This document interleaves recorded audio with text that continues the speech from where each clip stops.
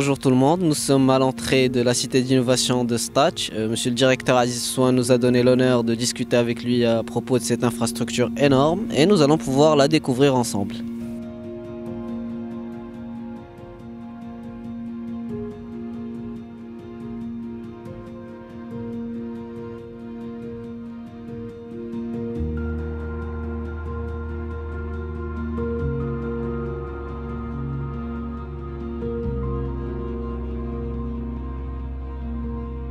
Monsieur Aziz Souane, bonjour. Nous vous remercions de nous avoir accueillis aujourd'hui. Aujourd'hui, on va discuter de la cité d'innovation qui est à Stach. Mais avant de connaître le projet, connaissant déjà la personne, vous avez eu un cursus universitaire qu'on ne pourrait qualifier que de brillant, que vous avez culminé avec un doctorat d'état-major à l'Institut Pasteur.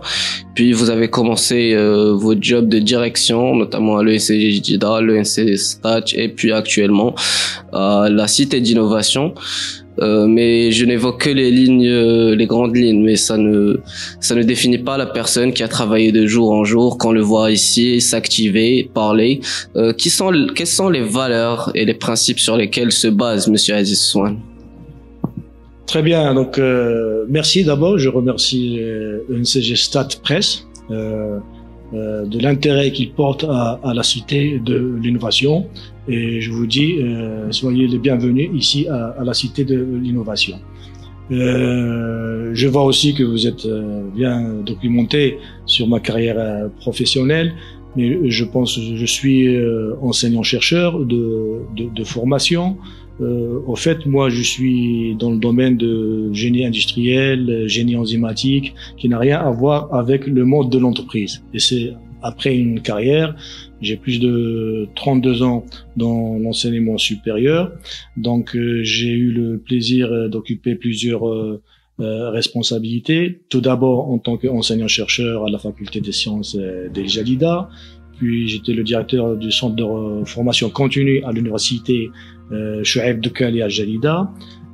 Par la suite, j'ai eu le plaisir et l'honneur d'être nommé en tant que directeur de l'ENCG d'El Jalida d'abord, donc j'étais le premier directeur de cette école, et par la suite j'étais très honoré aussi d'être directeur d'une grande école de commerce qui est la vôtre, l'ENCG de Stade. Et par la suite j'ai atterri maintenant à la cité de l'innovation. Alors vous m'avez dit quelles sont mes valeurs. Vous savez, mes valeurs, moi j'aime bien, je suis un sportif et je pratiquais le rugby. Et à travers le rugby, ça m'a permis de m'inculquer ou bien s'inculquer beaucoup de valeurs. Depuis que j'étais jeune, je jouais au rugby jusqu'à être un joueur au niveau en France. L'esprit du rugby m'a permis d'abord de forger l'esprit de l'équipe et de la cohésion. L'esprit de l'assiduité, parce que quand on joue au rugby, il faut gagner du terrain. Mais on ne peut pas gagner tout seul. Il faut gagner avec une équipe, avec des joueurs. Et quand tout le monde pousse dans le même sens, je pense on peut réussir. Et il faut être aussi solidaire. Il y a la discipline. Il y a aussi vous savez, quand vous faites un match, on gagne pas toujours. Et c'est surtout, il faut se serrer les coudes. C'est pas quand on gagne, c'est surtout quand on perd. C'est là où il faut se souder les coudes et dire on va s'en sortir de ça. Et je pense que c'est ma devise. Donc moi j'étais toujours là dans mes fonctions, très près de mes étudiants. Donc quand j'étais à l'ENCG Stat, mon bureau était toujours ouvert, comme il l'est toujours ici à la Cité de l'Innovation. Et dès qu'il y a de très bonnes idées de mes étudiants, je dis allez-y, foncez. Sacrée carrière, un sacré cursus, surtout une sacrée personne. Passons maintenant au centre du sujet, la cité d'innovation. Qu'est-ce que c'est? Quels sont les types de projets qui s'y mènent et surtout comment on peut y accéder? Très bien. Donc, avant de répondre à cette question, donc le nom de la cité de l'innovation, c'est la cité de l'innovation, de la recherche et développement. Donc, cette cité de l'innovation a été créée avec une mission bien particulière. D'abord, encourager la création des startups, l'entrepreneuriat, valoriser les résultats de la recherche et s'ouvrir davantage dans le transfert de technologies vers le milieu socio-économique et les entreprises. La cité d'innovation, j'espère que vous allez avoir l'occasion de la visiter pour voir de quoi elle est composée. Elle est composée de plusieurs services. Vous avez, on va dire que si on peut résumer le cycle de l'innovation, une innovation commence par une idée, la valoriser, créer peut-être une start-up ou bien des résultats de recherche et développement. Après, se protéger sur le plan de la propriété intellectuelle à travers des brevets. Mais une fois le brevet il est là, il faut savoir le commercialiser, le mettre en valeur, chercher des investisseurs qui peuvent s'intéresser à ça et aboutir à un prototype qui pourrait être sortir sur le marché. Donc tout ce cycle-là, on peut dire que notre cité d'innovation est capable d'offrir ces différents services. Elle est destinée non seulement pour les enseignants-chercheurs, elle est destinée également pour les doctorants, mais aussi à tous les étudiants de l'université Hassan Ier. Nous ne limitons pas non plus uniquement à nos étudiants, nous sommes là pour encourager tout jeune porteur de projets innovants. Notre présidente, Madame professeure Khadija Safi, fait un de ces projets stratégiques de notre université. Alors, la cité de l'innovation, en résumé, il y a un espace de coworker. Donc ça, il est ouvert à nos étudiants pour venir, pour discuter à travers d'un thème bien particulier, de réfléchir et de, comme on dit en arabe, to lead l'afkar ou ideation. Donc, c'est pour créer des idées. C'est juste des idées après qu'il faudrait travailler. Nous avons un espace incubateur. L'espace incubateur, il est dédié à accueillir des projets innovants. Bien sûr, il y a des procédures. Donc, il y a une procédure de présélection. Donc, si le projet est intéressant, on peut dire que ce projet mérite on le fait rentrer dans une phase de pré-incubation pendant 3 à 4 mois. Si le projet commence à mûrir et il prend de l'ampleur, à ce moment-là, il y a une deuxième sélection et le projet peut être incubé au sein de la cité d'innovation pendant une période de 12 mois, 16 mois. Ça, c'est le volet incubation. Et même si la start-up est créée et après cet hébergement, si la création de l'entreprise, on peut dans ce cas-là, on passe dans une autre phase, c'est la phase d'accélération. C'est l'entreprise, il est créée. Vous le savez très bien que vous êtes dans une école de management. Créer une entreprise, ça ne suffit pas parce que qu'une entreprise soit viable, il lui faut au moins 4, 5 ans, 6 ans pour qu'elle soit consolidée et peut aller très loin. Donc on peut, après l'incubation, accompagner la création d'entreprise jusqu'à 1 année, 2 ans, le temps qu'elle puisse renforcer ses activités. Nous avons aussi, donc à côté de coworker, incubateur, nous avons un Fab Lab ou bien une plateforme technologique. La plateforme technologique, elle est dotée d'un matériel très sophistiqué, tout à fait récent. Cette plateforme technologique, elle est dédiée au prototypage. Donc, quand vous avez un projet, donc il faut faire sortir le premier prototype et la plateforme technologique, elle est destinée à assister les porteurs de projets, que ce soit dans le domaine de recherche et développement ou bien dans le domaine de création de start-up, à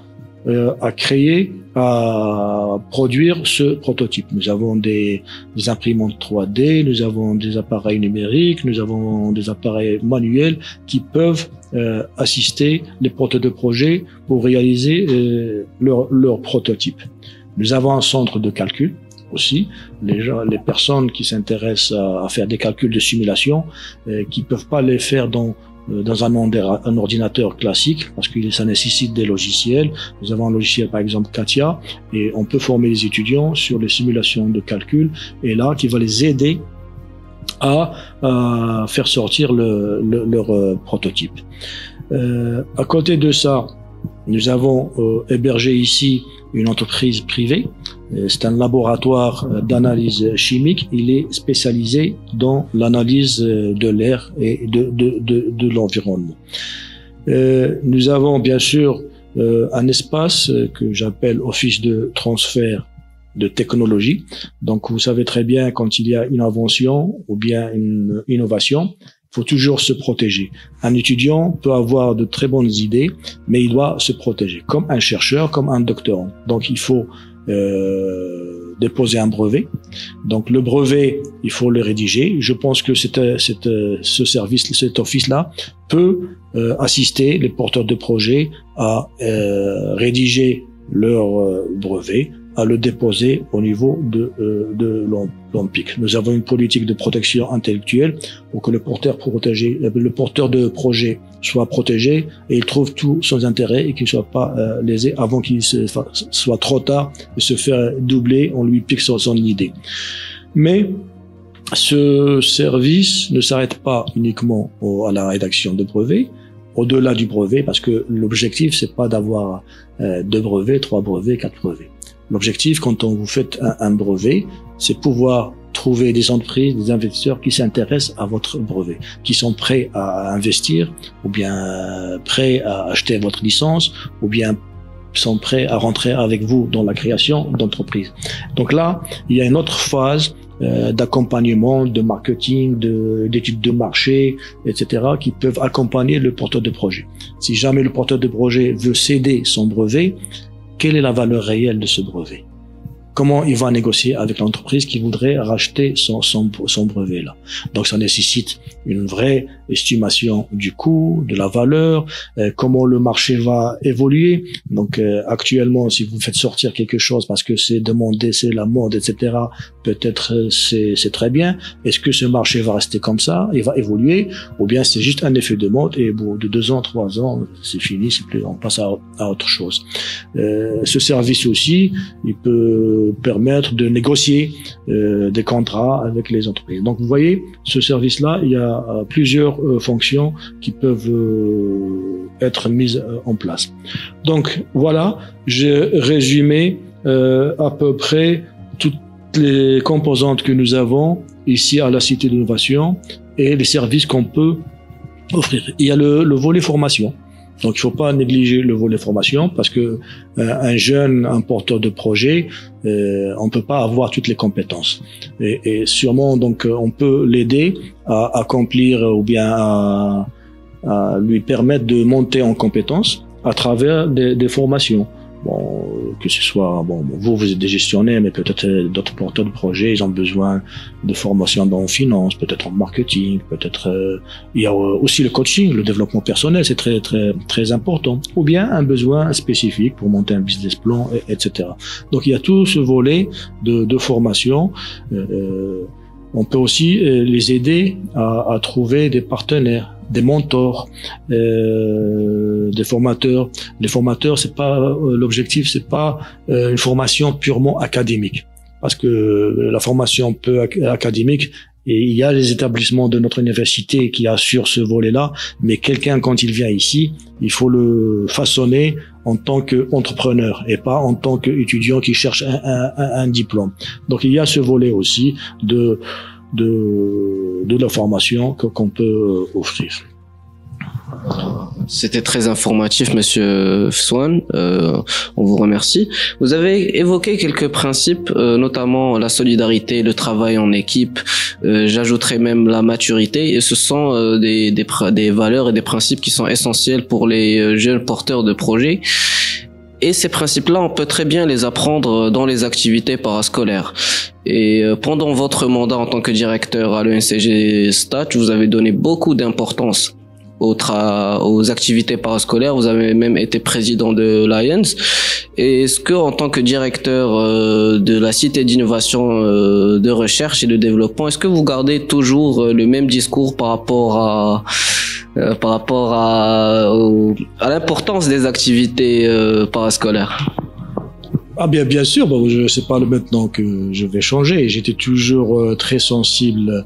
D'ailleurs, je soutenais toujours les activités parascolaire ou bien para-universitaire, parce que moi je trouve que faut créer un équilibre. Un étudiant, il a d'abord un objectif principal, c'est réussir son cursus universitaire, très bien.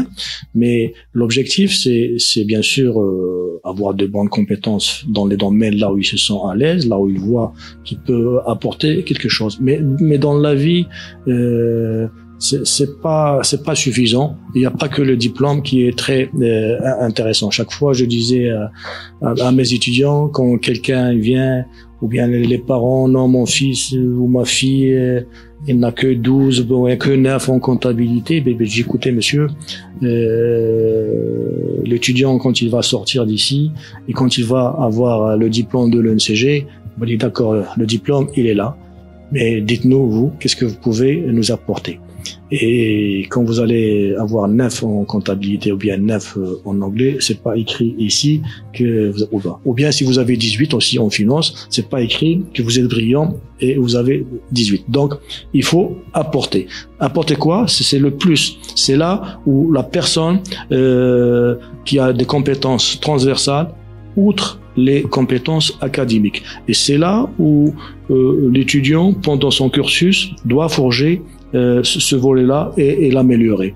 Et parmi ces activités, il y a les activités para-universitaires. Moi, quand je vois des étudiants, par exemple, et ils organisent, par exemple, le forum ENCG Entreprise, ou bien le Maroc Sport qui organise un événement colossal pour accueillir presque 600 ou 700 étudiants. Et quand je voyais les étudiants faisaient des nuits blanches et travaillaient pendant plus d'un mois, 2 mois, 3 mois pour préparer ce projet, et en plus des événements qui arrivent à la veille des examens, il faut être capable de gérer tout ça et gérer un projet depuis la conception, la réalisation, mais il y a aussi le volet logistique qu'il faut assurer, l'aspect financier, il faut aller chercher les fonds, etc. Et ça, tout ça, je pense que c'est formateur pour l'étudiant, et je pense qu'il a son poids dans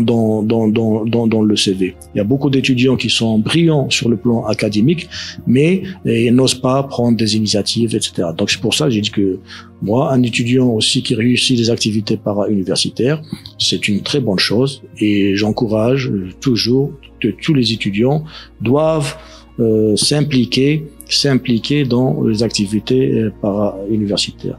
Sur le côté social, apporter, vous savez, il faut rendre service à notre société. Quand vous êtes étudiant, vous avez les moyens, etc. C'est bien, mais il faut penser à des jeunes qui n'ont pas cette chance-là. Il faut penser à des enfants démunis. Il faut penser à des parents qui n'ont pas les moyens. Et si chacun de nous, en tant que citoyen, peut apporter quelque chose, quelle que soit sa valeur, c'est bien, que ce soit au niveau de l'éducation, que ce soit au niveau de l'environnement, que ce soit au niveau du sport, etc. Il faut rendre service à la société et pour les gens qui en ont besoin.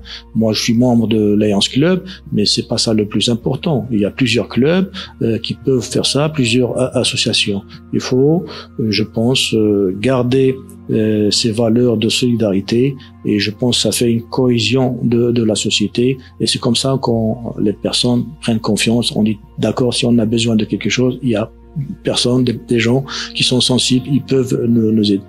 L'aider, c'est pas dans le sens de charité. C'est aider pour dire qu'on est conscient du problème, on essaie d'améliorer la situation.